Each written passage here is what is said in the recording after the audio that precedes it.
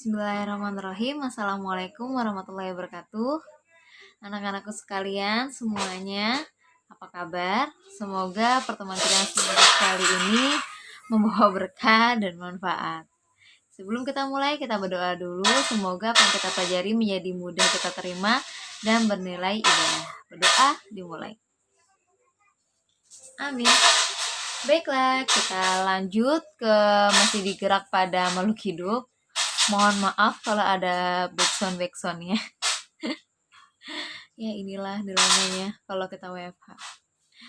Jadi kemarin kita udah belajar ya, gerak pada makhluk hidup itu dimulai dari gerak pada tumbuhan, terus gerak pada hewan, kemudian pada manusia kita udah mulai ke tulang sama sendi. Nah sekarang kita ke pembahasan terakhir, yaitu tentang otot pada manusia. Kemarin kita juga sudah belajar bahwa salah satu fungsi tulang adalah sebagai alat gerak pasif, yang mana tulang ini tidak bisa bergerak sendiri tanpa adanya otot ya. Jadi memang di tubuh kita nggak ada yang cuma tulang doang terus dia bisa bergerak sendiri, nggak ada, pasti ada ototnya. Nah di sini untuk yang otot, maka kebalikannya, dia berfungsi sebagai alat gerak aktif. Kenapa? Karena otot bisa bergerak tanpa adanya tulang gitu ya. Kayak misalnya otot jantung kan dia bisa bergerak, kan bisa berdetak. Nah itu nggak ada tulang ya kan di jantung, paru-paru, usus dan segala macamnya ya. Nah di sini fungsi otot itu selain dia sebagai alat gerak aktif, dia juga melindungi organ lunak dan tulang dari benturan ya. Jadi kayak misalnya kepentok ya paling cuma biru tapi tulangnya nggak retak gitu kan. Nah itu karena adanya otot. Hampir 35-40% massa tubuh itu adalah jaringan otot ya. Oke, baik, kita lanjut. Nah, di sini otot itu ada 3 macam. Ada otot lurik atau otot rangka, kemudian ada otot jantung, sama terakhir adalah otot polos ya. Jadi ada 3 macam otot. Masing-masing dia memiliki ada yang sama tapi ada yang berbeda gitu kan. Nah, sekarang kita lihat dulu ya. Di sini karakteristik yang akan kita pelajarin itu adalah bentuknya dari otot-otot tersebut, kemudian bagaimana cara kerjanya, letaknya di mana ya. Nah, di sini yang pertama adalah otot lurik atau otot rangka. Nah, udah jelas kalau otot lurik atau otot rangka ini berarti dia letaknya ada di tulang. Jadi setiap tulang, nah kemudian ada ototnya, itulah otot lurik. Karena otot lurik itu melekat pada tulang ya. Nah, ini otot lurik ya, karena melekat pada tulang. Oke? Gampang kan? Sebenarnya kalau IPA itu belajarnya gampang banget. Kenapa? Karena kita bawa sendiri ilmunya. Kita ibaratnya kita bawa contekan diri kita sendiri gitu kan. Nggak mungkin dong kita mau ujian masa kita nggak bawa diri kita, kan nggak mungkin. Jadi sebenarnya IPA itu gampang ya, karena ilmunya ada dalam tubuh kita sendiri gitu. Kita bawa kemana-mana. Nah kemudian ini otot yang paling banyak dalam tubuh. Kau bisa lihat dia itu melekat antara tulang dengan otot itu dengan bantuan tendon ya. Nah di sini itu tendon itu adalah pita tebal berserabut dan lihat yang melekat otot pada tulang. Nah bentuknya kalau untuk otot lurik atau rangka itu sendiri, dia itu bentuknya selnya memanjang. Kau bisa lihat ya, ini selnya memanjang. Oke. Nah kemudian bergaris-garis lurus. Kemudian dia memiliki banyak nukleus atau inti sel. Karena kalau misalnya tulang ya ada otot lurik, berarti kayak misalnya oke, sekarang kita nulis, oke, berarti yang kerja tangan ya kan. Nah di sini kan berarti ada tulang sama otot lurik kan. Nah kita sadar nggak kalau kita lagi belajar atau ibu lagi genggam melebarkan tangan 1, 2, 3, 4, 5. Nah berarti kan sadar kan, kita ngerasa kalau emang tangan kita lagi gerak. Nah artinya otot lurik itu bekerja secara sadar atau disebutnya adalah volunter. Sadar atau volunter. Atau juga dia itu bekerja dengan kita perintah. Jadi harus kita perintah dulu oleh otak, baru nah otot-otot lurik itu bekerja gitu ya. Jadi ingat otot lurik, dia bentuknya memanjang, kemudian banyak nukleus ya atau inti sel, kemudian melekatnya pada tulang. Kemudian cara kerjanya dia bekerja secara sadar atau volunter ya dan harus diperintah nah, oleh otak ya. Bekerja harus diperintah oleh otak. Jadi kayak misalnya ada orang yang dia misalnya kecelakaan atau dia iya sakit atau apa, kemudian dia mati otak. Nah udah jelas tuh dia nggak bakal bisa bergerak. Atau orang sebutnya adalah ya sebenarnya kalau udah mati otak ya nggak bakal bisa hidup sih. Karena dia pasti pun kalau dia bernafas yaitu dengan bantuan alat ya. Karena memang otak itu adalah sebagai pusat kegiatan tubuh kita. Nah otot lurik itu kinerjanya ada di otak. Oke. Kemudian kita lanjut ke otot polos. Otot polos ini adanya di semua organ lunak, berarti bukan tulang ya, kecuali yaitu jantung. Ya, jadi otot polos ini ada di semua organ lunak kecuali jantung. Kemudian tadi bentuknya, ya bentuknya itu kalau otot polos dia kayak benang gelendong. Kalian tau nggak benang gelendong? Benang gelendong itu kalau yang suka main layangan, itu kan biasanya, oh dapat apa namanya dapat benangnya nih gitu kan. Nah kamu pasti bakal nyari kertas gitu kan, kalau nggak punya pipa gulungnya. Nah kemudian kamu nyari kertas seadanya, kemudian kamu lilit-lilit. Nah pasti bagian yang paling tebal itu di bagian tengah kan, kemudian bagian tengah kemudian lama-lama menipis. Nah itu kayak ibaratnya kayak benang gelendong gitu ya. Ini kan ada nih ya, kayak benang gelendong. Nah, terus dia itu hanya memiliki satu nukleus saja di setiap satu selnya. Tadi kan kebalikannya ya. Jadi kalau misalnya tadi saya otot lurik itu dia bentuknya panjang, kemudian banyak mengandung nukleus atau inti sel. Nah, tapi kalau otot polos dia itu bentuknya seperti benang gelendong dan hanya memiliki satu nukleus di setiap satu selnya. Nah, kemudian kalau otot polos kan berarti di semua organ lunak kecuali jantung. Lalu apa aja? Kayak misalnya paru-paru, ya.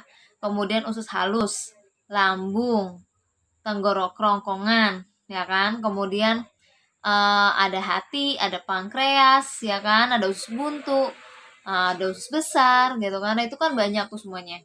Nah, ini kan mereka bekerja tanpa kita sadarin kan? Nah, berarti mereka itu adalah otot polos gitu. Ya. Nah, bekerjanya ini tanpa kita sadari atau disebutnya adalah involunter. Dan dia bekerja kayak misalnya paru-paru, ya. Kita nggak perlu, ayo paru-paru bekerja napas-napas, nggak perlu. Mereka juga akan bernafas dengan sendirinya gitu kan selama kita masih hidup gitu. Jadi nggak perlu pakai disuruh-suruh ya dia akan bernafas, dia akan memompa ya menghirup udara, mengeluarkan udara gitu kan. Jadi nggak perlu pakai disuruh dia juga akan bekerja gitu. Karena memang otot polos ini dia bekerja tanpa diperintah atau disebutnya adalah involunter. Dan kita juga nggak sadar kalau dia kerja. Gitu. Kalau misalnya terus siapa yang ngaturnya? Kalau otot lurik kan yang ngatur otak. Nah, kalau otot polos yang ngatur adalah sumsum tulang belakang. Oke, gimana? Sudah paham? Oke, kalau berarti di sini cara kinerjanya antara otot polos sama otot lurik itu berbeda ya. Nah, sekarang kita ke otot jantung yang terakhir. Nah, di sini untuk otot jantung dia itu berarti hanya ada di jantung ya. Gak ada tempat yang lain. Nah, bentuknya sebenarnya hampir sama seperti otot lurik atau otot rangka. Dia bentuknya memanjang.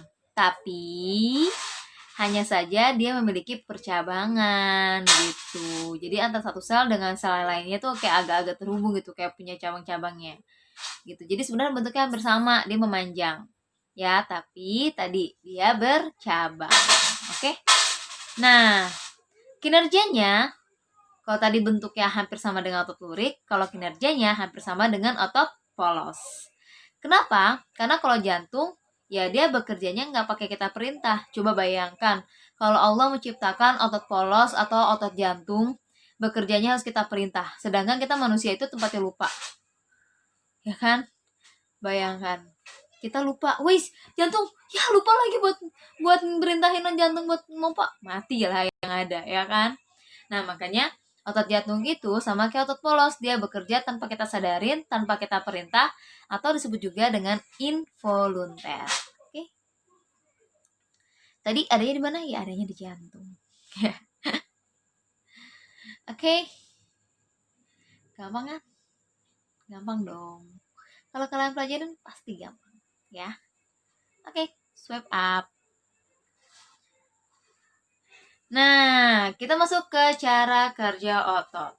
Cara kerja otot itu diklasifikasikan menjadi 2. Ada otot kontraksi, ada otot relaksasi. Kontraksi itu artinya ototnya sedang bekerja atau dia tuh memanjang, ya ketarik gitu. Nah itu kontraksi. Contohnya kayak misalnya ibu sedang kayak gini nih. Nah ini kan yang bagian bawahnya, otot-otot bagian bawahnya. Ini otot bicep, ini otot tricep. Bicep, tricep yang ada di lengan atas. Nah berarti kan yang bagian bawahnya dia ketarik kan. Nah berarti dia sedang kontraksi. Sedangkan yang bicepnya, nah dia malah ngelentur. Yang malah ngumpul di sini.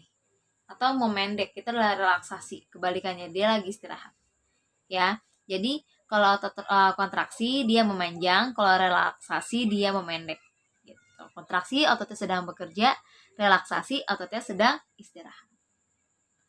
Oke. Gampang ya? Kemudian sedangkan hubungan antar otot itu dapat dikelompokkan menjadi 2. Ada otot sinergis sama otot antagonis. Kalau otot sinergis, jadi hubungan antar dua otot, nah dia bekerjanya sama. Jadi kalau misalnya dua-duanya satu kontraksi, yang lainnya juga ikut kontraksi. Yang satunya relaksasi, ya semuanya ikut relaksasi. Itu namanya sinergis, jadi kerjanya sama. Kalau misalnya antagonis, nah berarti dia, kayak misalnya nih, ibu ngomong nih, mulut. Ya pada lagi memendek, ya memendek relaksasi. Tapi kalau lagi memanjang, ya udah kontraksi juga semuanya. Nah, ini berarti antara bibir atas sama bibir bawah dia adalah sinergis. Nah, kalau misalnya otot antagonis, dia itu hubungan antar beberapa otot. Nah, dia itu bekerjanya berlawanan. Namanya antagonis, ya kan? Nah, kayak tadi contohnya bicep sama tricep. Yang ini lagi relaksasi, yang ini kontraksi. Kalau lagi lurusin, kebalikannya. Yang atasnya kontraksi, yang bawahnya relaksasi, mengendur kan? Gitu ya. Gampang dong. Oke, lanjut. Nah ini ya tadi ya.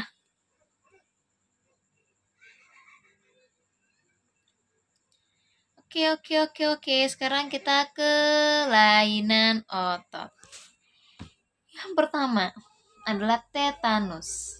Di mana tetanus ini adalah penyakit yang menyebabkan kram dan kaku otot yang disebabkan oleh infeksi dari bakteri yang namanya Clostridium tetani, yang dia masuk melalui kulit dan menjadi luka serta menyerang bagian saraf.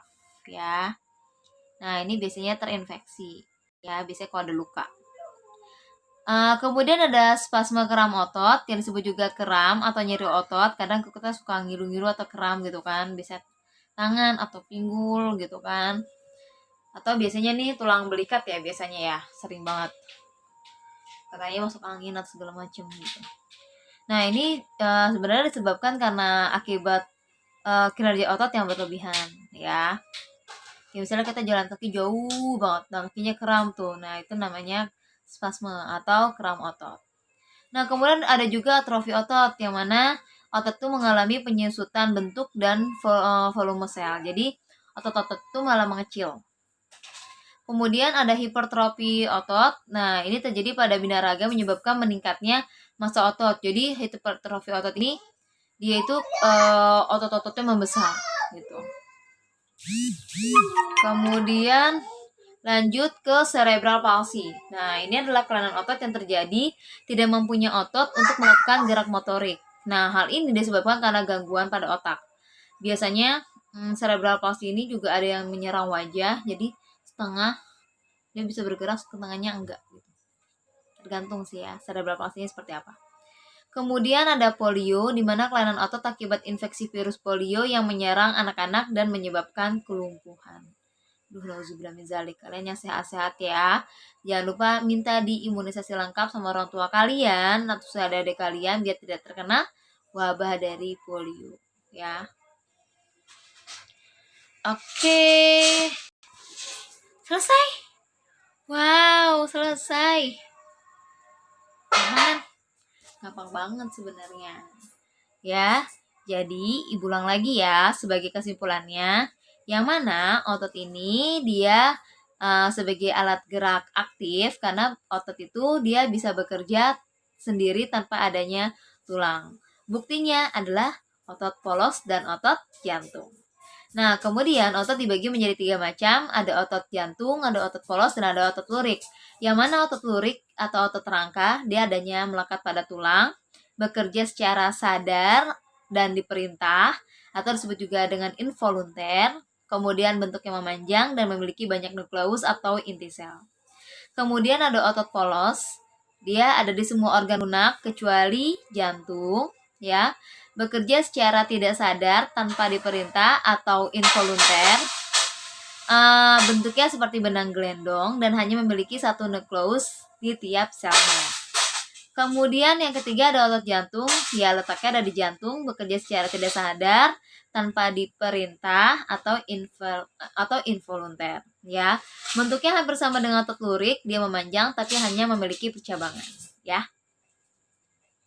Kemudian apa lagi tadi? Oh, cara kinerja otot ya, ada 2, ada otot kontraksi, dia bentuknya nanti akan ketarik ya atau memanjang. Kemudian ada otot relaksasi, ya ototnya istirahat, dia otot-ototnya akan memendek atau mengendur. Kemudian berdasarkan hubungan antar otot ada 2 macam, ada otot sinergis yang bekerjanya bersamaan, dan ada otot antagonis yang bekerjanya berlawanan. Oke, sampai di sini dulu. Nanti kita akan jumpa lagi di bab berikutnya ya, karena kita udah selesai di pembahasan gerak pada makhluk hidup. Terima kasih. Semoga menilai manfaat. Alhamdulillahirabbil alamin. Assalamualaikum warahmatullahi wabarakatuh.